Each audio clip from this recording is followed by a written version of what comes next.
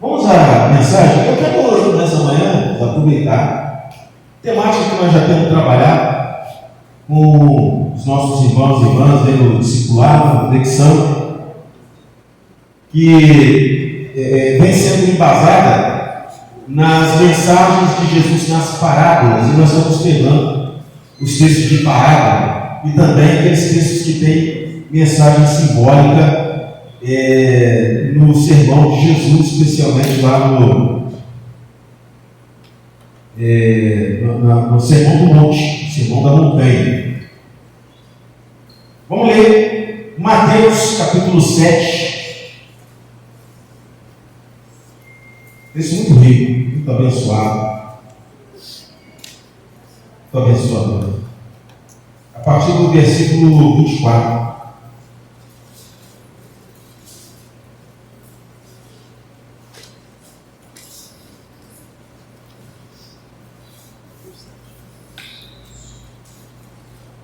Bem? Tudo bem, então, vamos colocar de pé. Veja.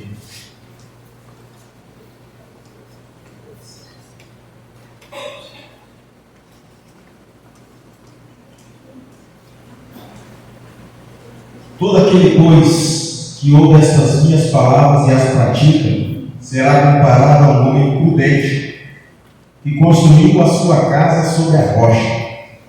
Caiu a chuva, transbordaram os rios, sopraram os ventos e bateram com força contra aquela casa, e ela não desabou, porque tinha sido construída sobre a rocha. E todo aquele que ouve as minhas palavras e não as pratica será comparado a um homem insensato que construiu a sua casa sobre a areia. Caiu a chuva, transbordaram os rios, sopraram os ventos e bateram com força contra aquela casa, e ela desabou, sendo grande a sua ruína. Amém. Senhor, abençoa a tua palavra, ministra sobre nós, fala conosco, inspira, Senhor Deus, agora os nossos corações, em nome de Jesus. Amém. Glória a Deus. Pode se sentar.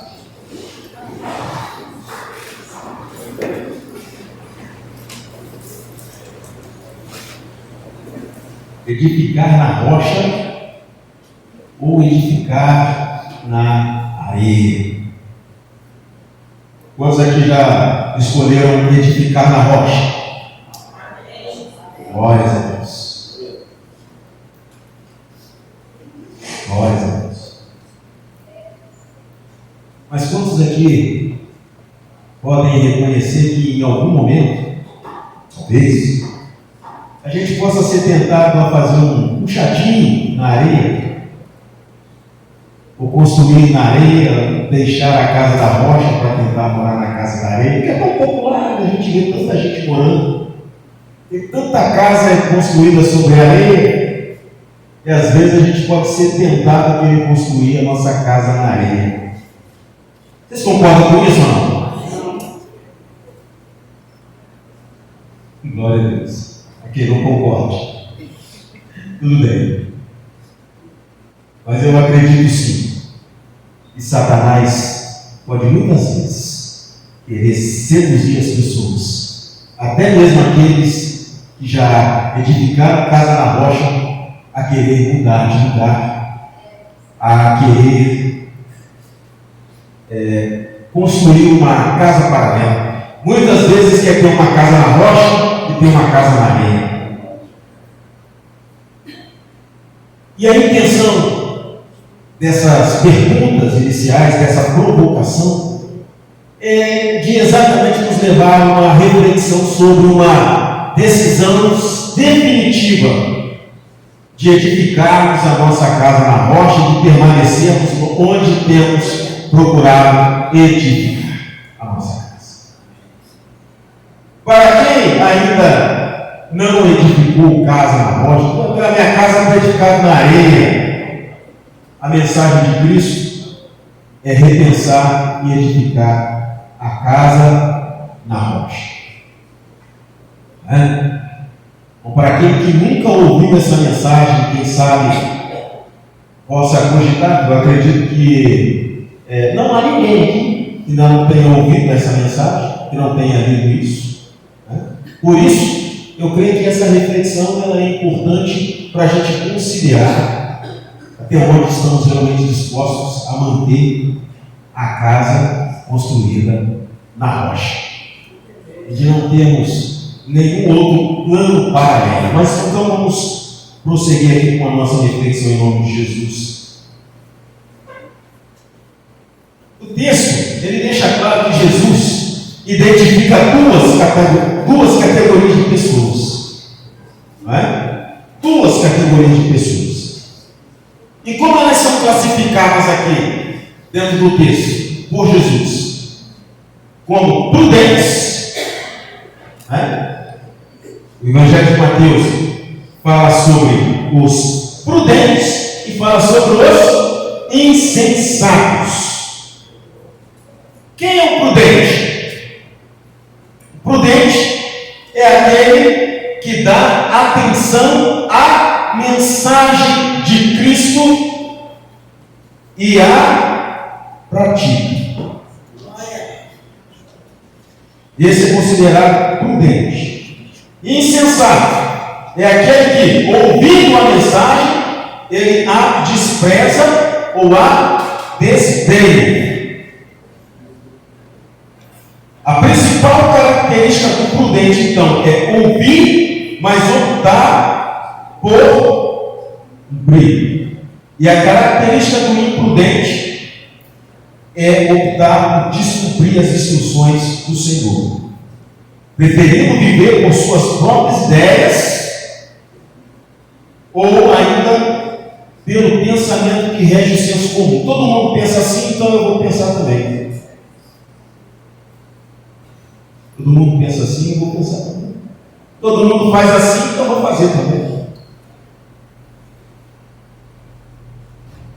E é já nesse momento de introdução, irmãos e irmãs, que nós precisamos realmente ter claro, diante de Deus, diante da mesa que nós vamos celebrar, que edificar casa na rocha não é ser membro de uma igreja evangélica. Edificar casa na rocha não é estar coberto pela oração do pai, da mãe ou de alguém próximo de um crente que interceda por mim e vocês. Edificar casa na rocha não é simplesmente integrar no ministério. Edificar casa na rocha não é simplesmente fazer alguma coisa na igreja, varrer a igreja, limpar a igreja, como constituir parte do ministério da igreja. Construir casa na rocha, vou ser mais radical ainda. Não é simplesmente ter uma investidura eclesiástica, é bispo, pastor, papa, padre.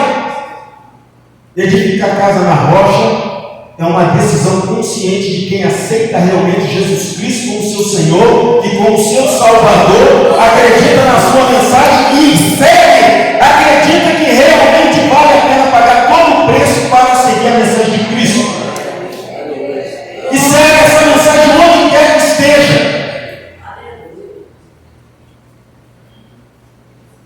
Seria importante nós realmente pensar assim. E aqui pensar centralidade, porque às vezes a gente, quando prepara uma mensagem, quando a gente vai trabalhar uma questão, a gente pensa na centralidade, na verdade, na aplicabilidade, né? Como essa palavra realmente se aplica hoje. Senhor, o que essa palavra tem a dizer hoje?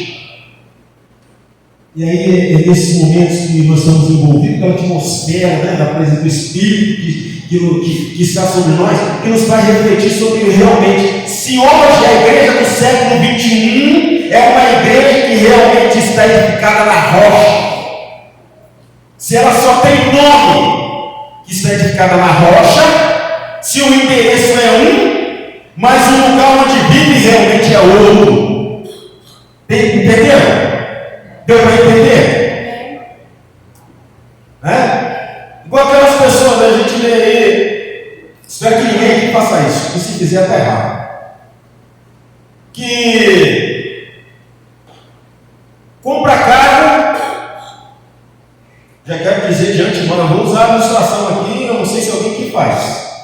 O pastor está mandando recado para mim, eu já quero dizer aqui que eu não sei aqui se tem alguém que faz isso aqui.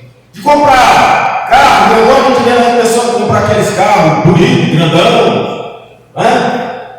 E aqui o IPVA desse carro, 5%, ele vai dar um valor, mas lá no Paraná é 2%. Aí o cara registra o carro lá no Paraná, mora aqui, mas registra o carro lá no Paraná para pagar o IPVA mais barato. Eu pergunto, você é honesto?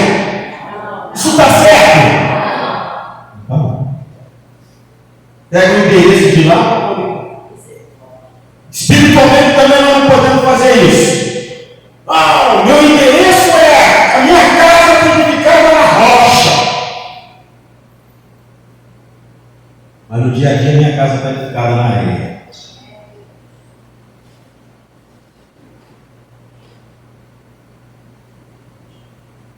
Eu, como marido, minha casa é edificação na areia. Como empregado, chega atrasado no trabalho, dá nó, mete atestado, e tantas outras condutas que desentoam, né, da conduta de um verdadeiro cristão. E infelizmente disso, nós temos ouvido falar muito, irmão, mas hoje até com mais frequência do que em outros tempos. É a questão do testemunho do crente. Aquele que ouve e pratica, Deus chama de prudente. Mas aquele que não pratica, Deus chama de insensato.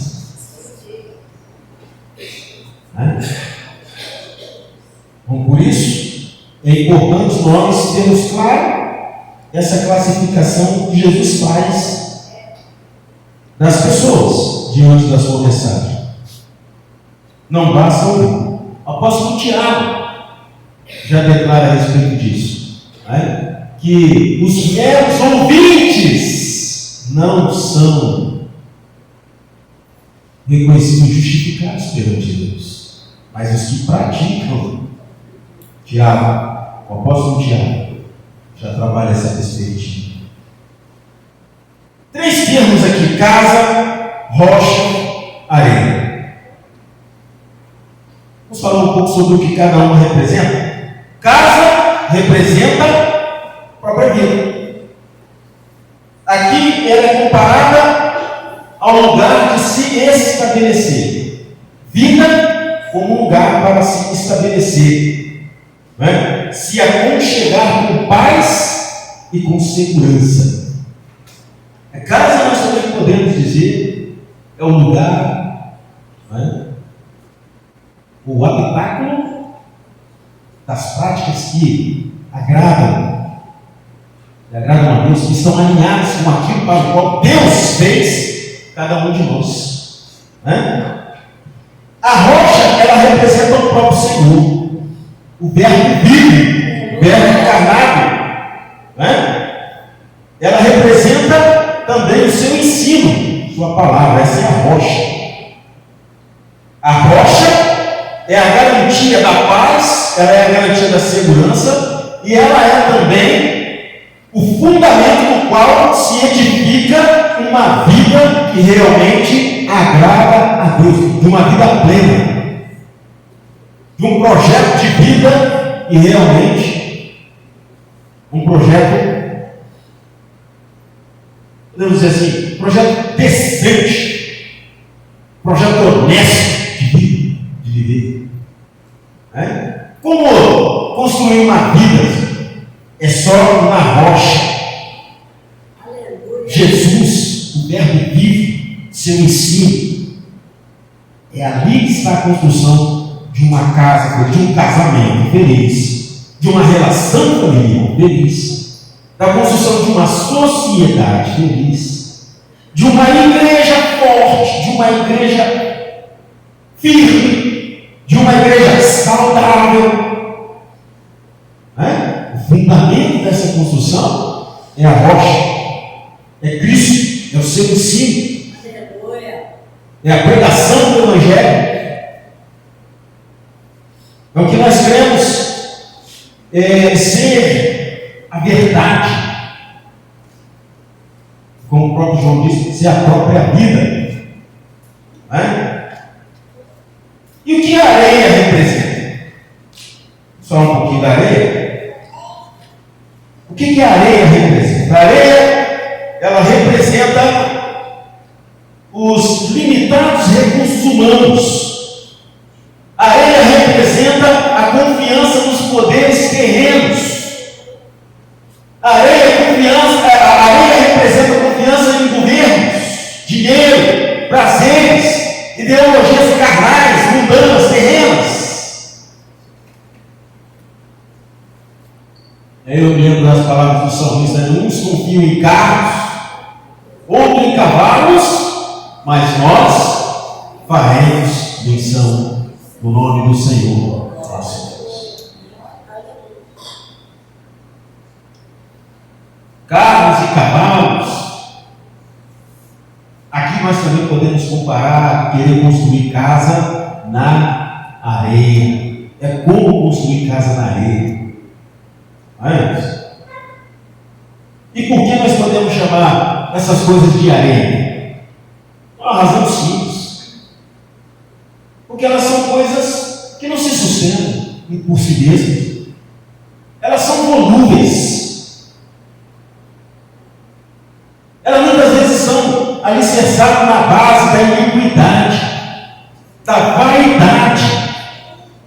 Confiar na própria carnalidade, confiar na criatura e não no Criador, é confiar numa coisa que não tem em si mesmo sustentação. Não pode garantir nada, não pode garantir ninguém.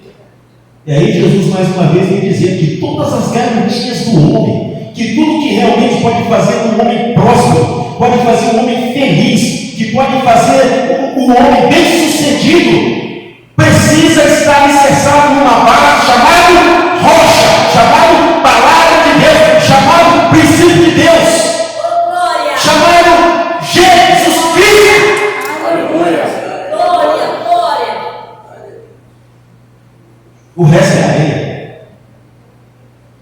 O resto é areia. O resto é areia. Mas tudo passa. As vaidades desse mundo tudo passa. A juventude é como a flor, é como a planta que ela tem o seu período de apogeu,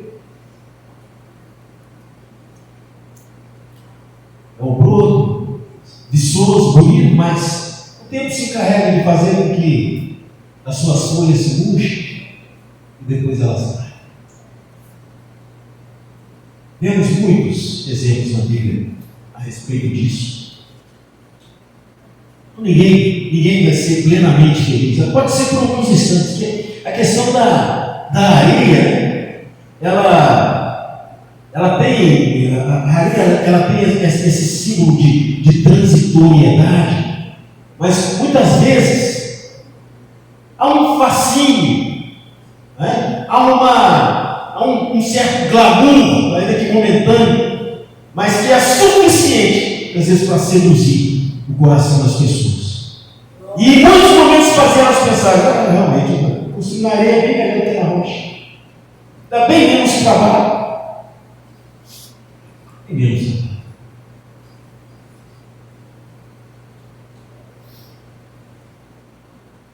Mas Jesus diz que insensatez confiar em qualquer uma dessas coisas. Essa é uma reflexão que nós sempre precisamos fazer, estarmos bem atentos, porque muitas vezes os empreendimentos que Satanás quer, porque eu tenho em mente quando você sai principalmente quem dirige, né? Às vezes até mesmo está a pé, você está aí pelas vias, e aí alguém bate no teu vidro e te entrega a planta de um empreendimento que vai ser construído. Não é assim? Às vezes também na estrada da vida, Satanás bate no vidro e quer apresentar um empreendimento. Olha que coisa maravilhosa esse empreendimento. E nós precisamos ter todo discernimento para a gente ter claro que nada pode substituir o empreendimento que Deus estabeleceu. E não é algo para ser transitório, é para ser eterno. Construir na rocha é um projeto para durar para sempre. Não é uma coisa para durar 1 ou 2 dias, um mês, 10 anos, 15 anos, 20 anos, 50 anos. Né? Mas é para durar a vida inteira. A casa na rocha, importante, ela é construída por meio da fé. É o que o Espírito Santo gerou no meu coração, irmãos. Construir casa na rocha não é uma questão de mera vontade de quem quer empreender, não. Mas é uma questão de ter esse dom da fé, de ter a revelação de fé. E construir na rocha é uma questão de fé. A construção da casa na areia exclui a fé e ela se apoia somente na sabedoria humana. A rocha é firme, a areia ela é dissolúvel, ela se dissolve, ela se desfaz. A rocha diz: céus e terra passarão, mas as minhas palavras não vão passar. Glória a Deus. A rocha diz: glória a Deus. Céus e terra passarão, tudo é areia. Só para fortalecer o que eu estava dizendo aqui, irmãos. Firme é a palavra de Deus, o resto, tudo é areia. Tudo é areia. O valor da escuta.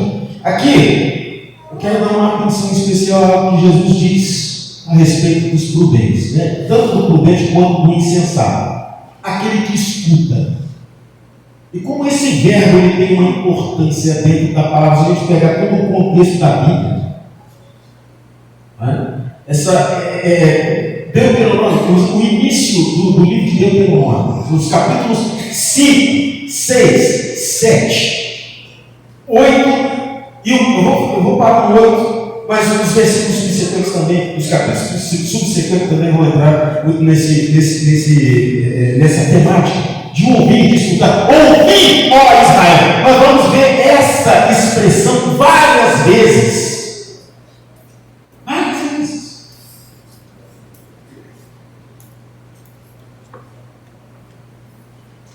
Nesse período do Pentateuco ali, onde está acontecendo que a formação de bom, Deus vai imprimir, Deus que imprimiu o caráter dele para o povo que ele separou. Ele começou com um casal de velhos sem ser condição de ter filhos. Se tornou uma nação conforme ele se projetou, preparou, planejou. E ali Deuteronômio, Deus quer imprimir uma nova identidade para aquela gente. E nós vamos ver muitos apelos: ouvir, ouvir, ouvir. Existe um conjunto de livros na Bíblia, especialmente lá no Antigo Testamento, que são chamados proféticos, livro dos profetas. E o livro dos profetas, vamos na escola dominical, o livro dos profetas ele se divide em dois. Quais são os livros dos profetas? Profetas maiores e profetas menores. Parabéns, glória a Deus. E qual é o grande apelo do ministério profético? Interpelar o povo a ouvir Deus para que o juízo não venha sobre o ministério profético. Ele só tem, digamos que, claro, não só isso, mas principalmente isso: alertar o povo. Agora, como que pode ser emitido um alerta se as pessoas estão ouvindo nada? Por isso, mais uma vez eu fortaleço, que é que quando Jesus diz assim, escuta, ele está falando de algo muito sério, muito importante. O verbo escutar, ele tem um significado muito especial na pregação de Jesus. Né? Escutar na Bíblia é algo de grande importância. É mais que a capacidade de identificar um som ou um sinal.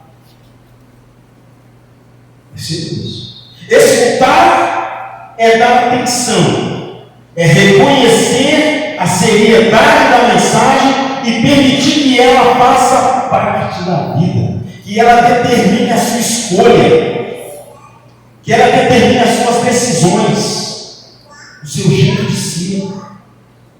Escutar é o primeiro passo para o desenvolvimento da fé praticada.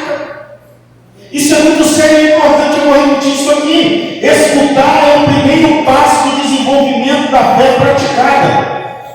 Como exemplo, o próprio apóstolo Paulo dizer, a fé vem pelo... O primeiro movimento da preparação, da prática, a primeira coisa que é importante para a formação do caráter de um cristão, começa onde? Pelo ouvido. Pelo ouvido. Vocês já tem um hino no nosso cenário, né? Tem aquele, uma parte que diz, mas eu surdo me fiz, converter-me não quis ao Senhor que por mim morreu. Então, muitos, o juízo para muitos vai começar exatamente pelo fato das pessoas não ouvir, ou não querer dar ouvido, ou ouvir e desdenhar a mensagem. Irmãos, essa coisa de ouvir é tão séria que a Bíblia diz que o juízo de Deus só vai vir quando todos tiverem ouvido a mensagem.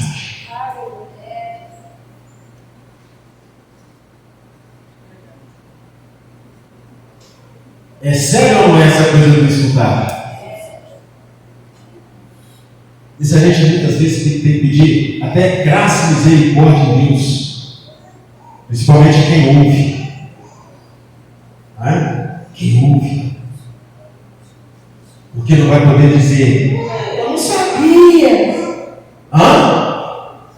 Vou ensinar. Foi falar. Mas você achava que isso era caretice? Você achava que isso era chatice? Você achava que isso não era coisa de tamanha importância? Deus é amor, lá no final.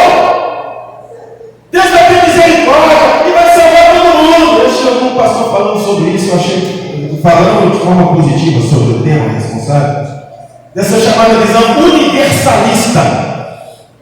Universalismo. Deus vai salvar todo mundo. O inferno é uma alegoria. Satanás não existe, demônio não. Mas nós precisamos estar atentos à advertência, porque Deus, Ele considera o ouvido. Deus fala. Irmãos,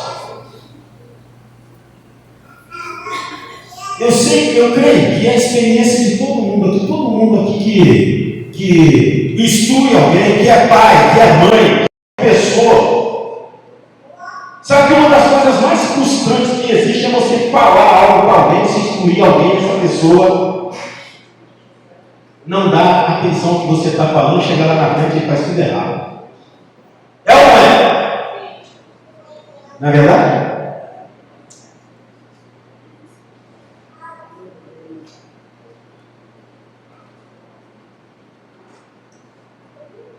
Mas Deus, conforme está lá no livro de Gálatas, diz: Deus não se deixa escarnecer. E o que o homem plantar, isso ele também colherá. O que planta desdém, vai colher o seu próprio desdém. Por isso nós precisamos realmente pedir a Deus graça e misericórdia mesmo. Ter realmente um compromisso.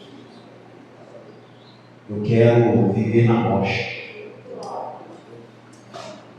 Eu não quero ser visto como um insensato diante de Deus. Quero pedir a Deus, eu quero ter a graça para ser achado como prudente. Não é o cara com mais conhecimento, não é a pessoa com mais diploma, não é a pessoa com uma retórica perfeita, maravilhosa, mas é aquele que, como diz lá, né, a palavra assim, eu oro para Deus com aqueles que temem e tremem da minha palavra. Temem e tremem diante da minha palavra. É aquele que escuta e fala, opa, posso brincar com isso não. Posso negligenciar isso não. Amém? Por isso nós precisamos lembrar que Deus ele dá muita importância à questão da escuta. Deus fala, mas Deus também quer ser ouvido. Assim como você fala para o seu filho, você quer ser ouvido, você quer que seu filho dê atenção ao que você está falando, assim Deus também quer a nossa atenção aqui.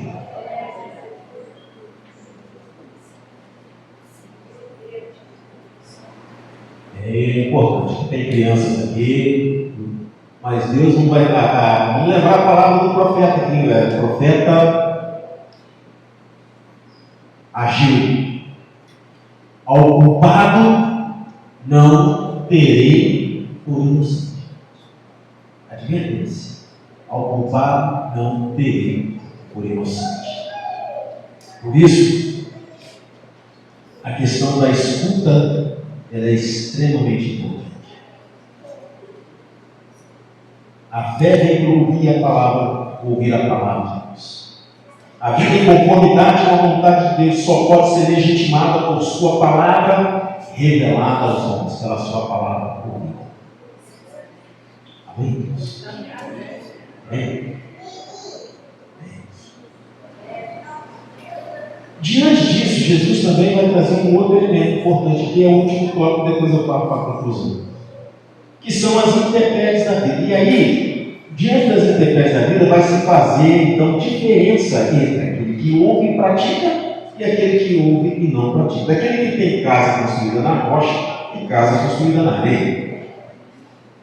Jesus, ele usa os fenômenos naturais para ilustrar esses momentos difíceis da vida. Quais são os fenômenos naturais que ele usa aqui no texto?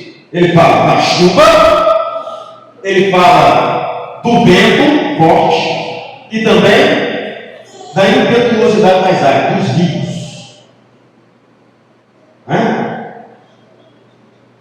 E o que isso significa? Isso simboliza luta, simboliza, tribulações, tentações, simboliza provações. Em algum momento sobrevirão. Como alguém já disse um ditado, eu gosto muito de ditado popular, já aparece várias vezes aqui, né? A vida não é mar de rosas. Isso é uma grande verdade. A vida não é mar de rosas. A vida tem os seus altos e baixos. A vida tem suas intempéries. A vida tem suas dificuldades.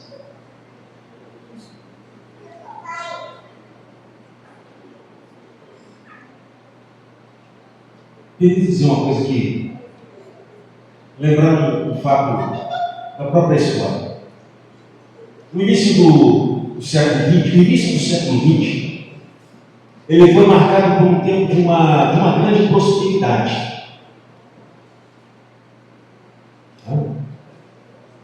Início do século XX, marcado inclusive pela chamada frase assim, da Belle Époque. Não sei quantos já ouviram falar, um termo francês pela época. Era um momento, a transição do século XIX para o século XX, foi um momento de uma grande, vamos dizer assim, de um grande otimismo, principalmente dos países europeus, né, que influenciaram também outros países que ainda eram colônias, mas representavam também parte desse contexto de mudança. É um momento em que as pessoas já estavam passando por uma grande transformação intelectual, o racionalismo ele estava bastante em alta, né?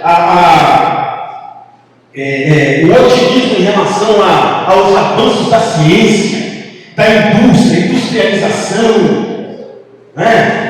Das invenções, das invenções das máquinas, da lâmpada elétrica, da energia e de tantas outras coisas do campo da filosofia, não é? A expansão do pensamento, a expansão da ciência, da área da alma, por exemplo, a constituição da psicologia. Um período que o homem começou a se sentir. E outra coisa importante que aconteceu nessa transição de século XIX para século XX foi também um certo desenvolvimento econômico.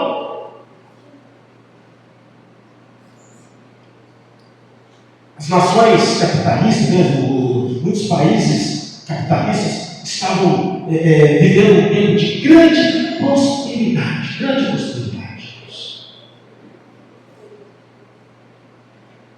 Mas aí, os ventos começam a mudar. O pecado, a ganância do homem começa a mostrar a sua força e interferir nos fatos dos elementos. E aí, inesperadamente, acontece a chamada Primeira Guerra Mundial. Primeira Guerra Mundial.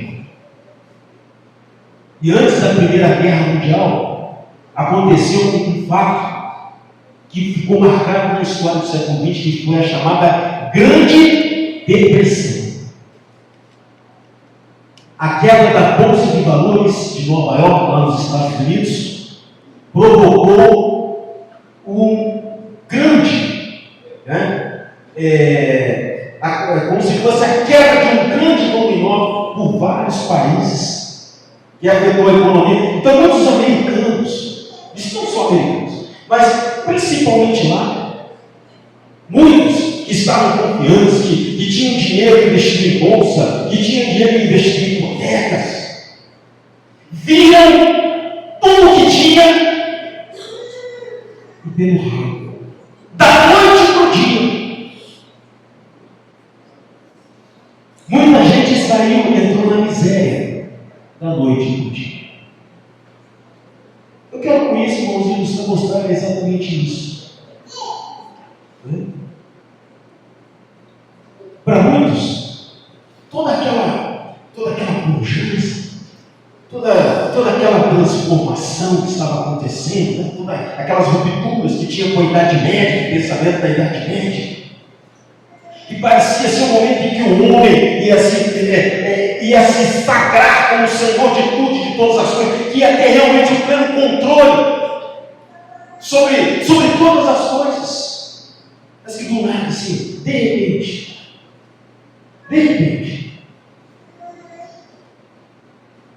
virou um caos.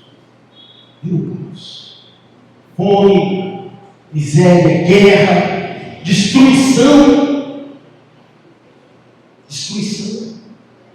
Irmãos, existe um vulto da história do Brasil chamado Santos Dumont. Quem foi Santos Dumont? O homem que inventou o avião. A invenção do avião, ela também representa um salto em termos de avanço tecnológico. E o Santos Dumont, não sei quantos sabem da história, o Santos Dumont morreu por quem sabe? Suicídio. Santos Dumont tirou a própria vida. E dizem os historiadores que os motivos pelo qual Santos Dumont tirou a própria vida foi exatamente na Primeira Guerra, quando ele viu o avião sendo usado para matar. Ele entrou em depressão, porque ele tinha problemas com isso. Mas ele entrou em depressão quando viu que o avião que ele inventou para ser um meio de transporte, as pessoas estavam sendo usadas para matar. Percebe? Casa na areia, uma hora a areia cede, outra hora vem um vento bem forte e carrega a areia. E ninguém controla. Por isso é importante nós vermos a própria história. Ela mostra. Se a gente poderia ficar aqui pegando vários exemplos de reinos que se tornaram reinos fortes, poderosos, aparentemente indestrutíveis. Império Romano, quem podia pensar, imaginar o Império Romano ruir no seu apogeu? Os Césares, os homens mais poderosos, matava quem escolheu. Cristão perseguindo cristão, cristão que é cristão. Eles falam de uma maneira, eu jogo por elas.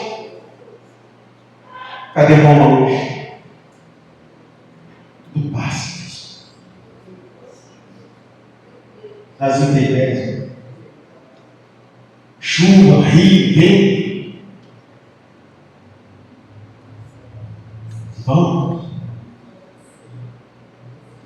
Mas eles vão encontrar dois tipos de edificação. E a Bíblia diz que tem uma edificação que vai permanecer, mas a outra vai ser destruída. Vento, rio e vento pode vir para todo mundo. Chuva, vento, rio. Vem para todo mundo. Mas existe uma casa que vai ficar firme. É a casa que está edificada na rocha. É aquele que está edificado em Jesus. É aquele cuja a vida está firmada na fé naquele que criou o céu, criou a terra, daquele que era, que é e que há de vir, daquele que vai estabelecer um reino eterno e que vai permanecer, daquele que aposta as fichas nas coisas que estão por vir. Essa casa aguenta. Essa casa é a prova de chuva. Esta vida é a prova das intempéries, das tempestades. Aqueles que estão alicerçados em Cristo, como diz o profeta Isaías, quando passares pelas águas, estarei contigo. Quando pelos rios, eles não te submergirão. Quando passares pelo fogo, não te queimarás, e chama nenhuma arderante. Mas é preciso estar lá.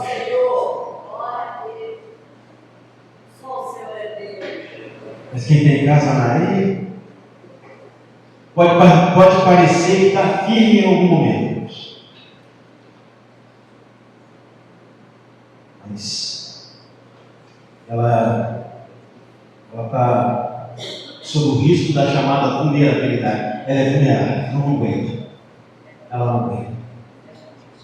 A história está aí para mostrar isso. Eu usei aqui um exemplo que foi a Primeira Guerra. Mas, algumas décadas depois, a Primeira Guerra terminou em 1919, a Segunda Guerra vai começar em 1943.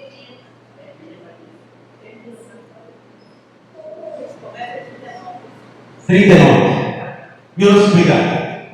1939. O apogeu da Segunda Guerra em 1945.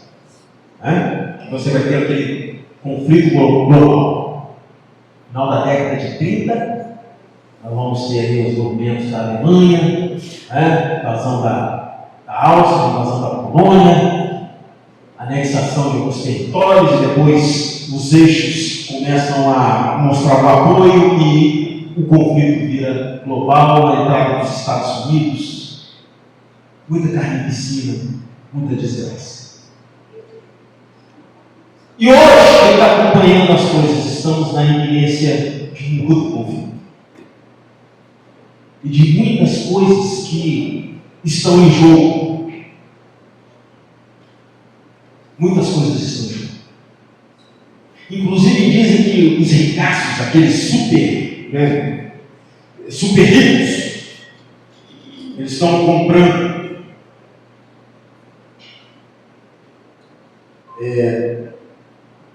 terrenos num lugar chamado Vale do Silício, lá nos Estados Unidos.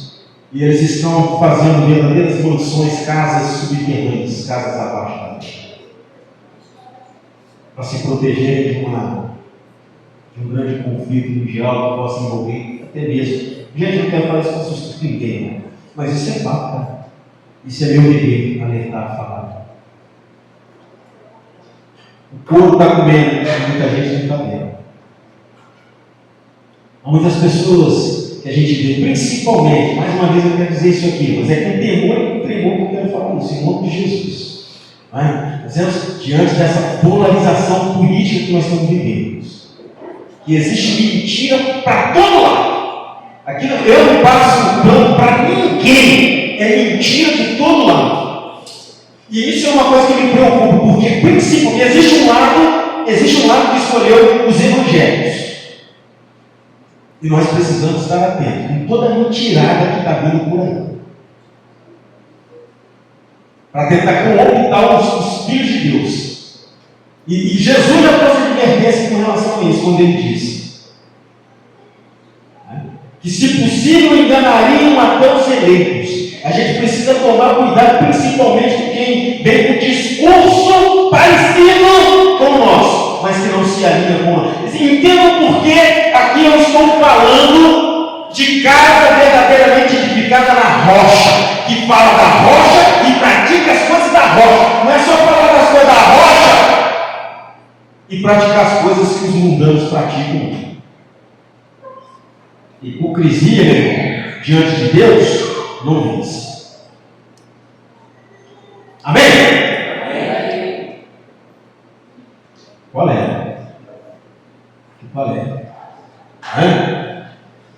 Então, por isso é que nós realmente precisamos estar ligados e atentos. Aqui é a rocha. Aqui é Jesus, aqui é a rocha. Se aqui está Jesus, aqui está a rocha que eu tenho que edificar. Não é nada parecido com o que Jesus diz. É aquilo que Jesus diz e ponto. Não é parecido, não é algo semelhante, não é algo que se aproxima do que Jesus. É algo que Jesus falou e ponto.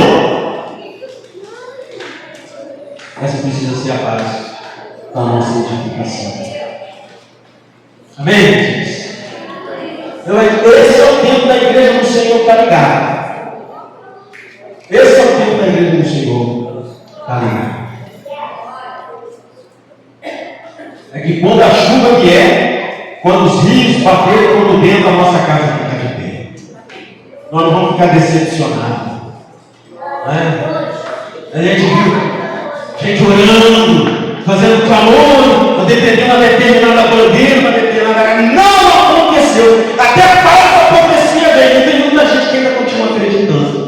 Isso me impressiona. Por quê? Não está edificado na rocha. Deus não mente. A palavra de Deus ela não tem dupla interpretação, não. Como diz o ditado, o papo de Deus é reto, faz curva. Então, por isso nós precisamos realmente estar pronto. Eu quero profetizar no nome de Jesus. Uma igreja preparada para a chuva. Uma igreja preparada para os rios. Uma igreja preparada para os ventos. Crente preparado para a chuva. Crente preparado para o vento. Crente preparado para os rios, caso eles venham. Em nome de Jesus. Quero dizer uma coisa aqui. Em nome de Jesus. Eu quero reproduzir aqui a fala de um bispo metodista lá no concílio. E ele disse o seguinte: esse negócio de pare de sofrer é não universal para de Deus. Porque no Evangelho a palavra fala que nós temos que estar preparados sim para problemas e intempéries da vida. E não ficar pensando, acreditando, isso aconteceu comigo porque eu estou em pecado. Porque não, fulano prega que se o crente está com dor de barriga, está com enfermidade, é porque está em pecado.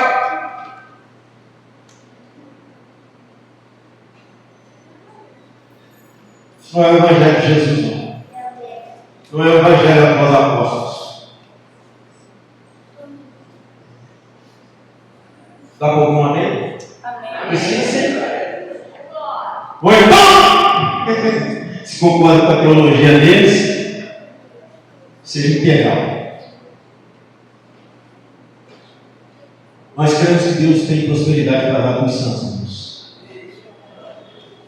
Mas quando qualquer teologia de prosperidade vai contra aquilo que Jesus ensinou, de situações que cada um vai passar, pode desconfiar. Estão tentando manipular. Eu louvo a Deus. Faço parte de um povo, de um grupo, de um movimento que nasceu há 300 anos atrás, que tem compromisso com a palavra e não de manipular a mente das pessoas. Graças a Deus. Louvado seja o nome do Senhor pela igreja metodista. Concluindo. Jesus, Senhor, chama para si a responsabilidade do sucesso eterno de cada indivíduo. Olha aí. Vou repetir isso. Jesus, Senhor, chama para si a responsabilidade do sucesso eterno de cada indivíduo. Quando isso? Quando decide ouvir sua palavra e colocar em prática. Entretanto, ele deixa claro que ouvir e decidir negligenciar seu ensino será a causa da ruína dos que assim preferirem. Prudência ou insensatez? Casa na rocha ou casa na areia? Seguir o mestre celestial ou os mestres da terra? E o Espírito Santo inspire a fé que conduz a rocha, que conduz a pedra angular, pedra de esquina direita. O apóstolo Pedro é rejeitada por muitos, mas ainda é a rocha que salva, que cura, que liberta, que manda para o céu. Que o bom Deus nos ajude a ouvir e praticar o seu virtuoso ensino. Amém. Amém. Aí, aos que nesta manhã querem renovar o seu compromisso, querem renovar o seu compromisso de permanecer na promessa. Eu pedi a Deus graça para permanecer na rocha pela fé.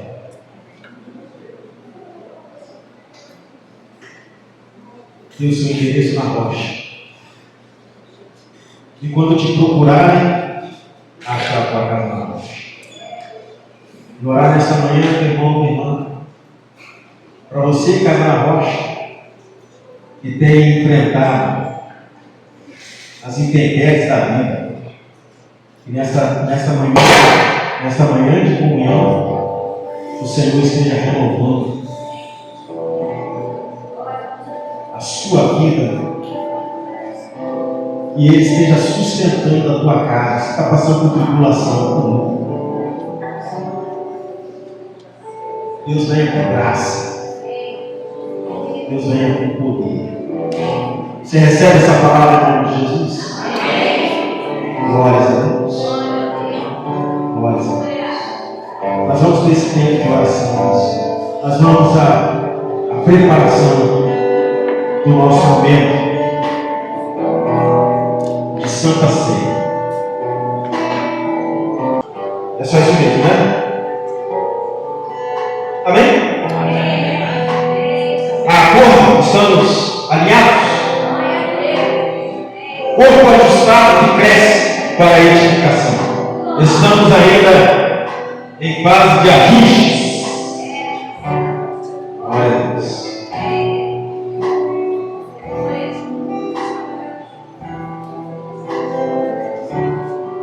Outra questão importante, eu gostaria de falar, que a gente sempre diz, a palavra de Deus chama a atenção para o comer indignamente.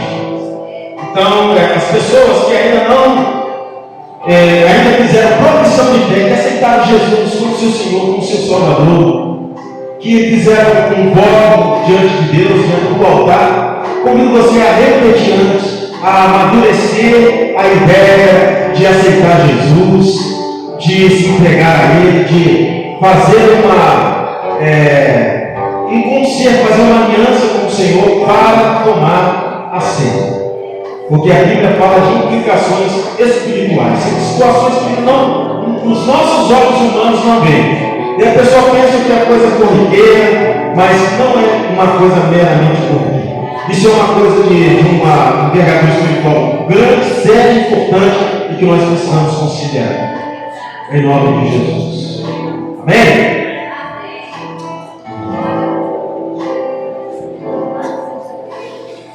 Eu gostaria de pedir que o Ministério Santuário pudesse já estar a postos aqui, os irmãos e irmãs vão auxiliar. Pedir o pastor Leto para fazer essa oração final.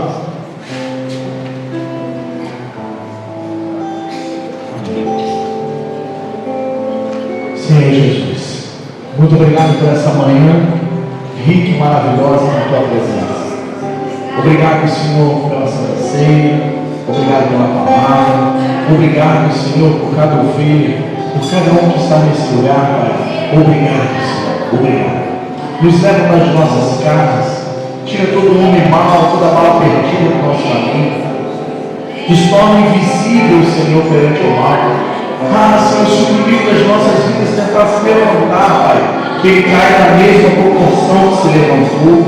Em nome de Jesus, nos brinda, nos guarda, nos livra de todo o mal. Em nome de Jesus, assim nós oramos nesta manhã, porque nós cremos que Tu és a nossa rocha, a nossa fortaleza, a nossa cidadela.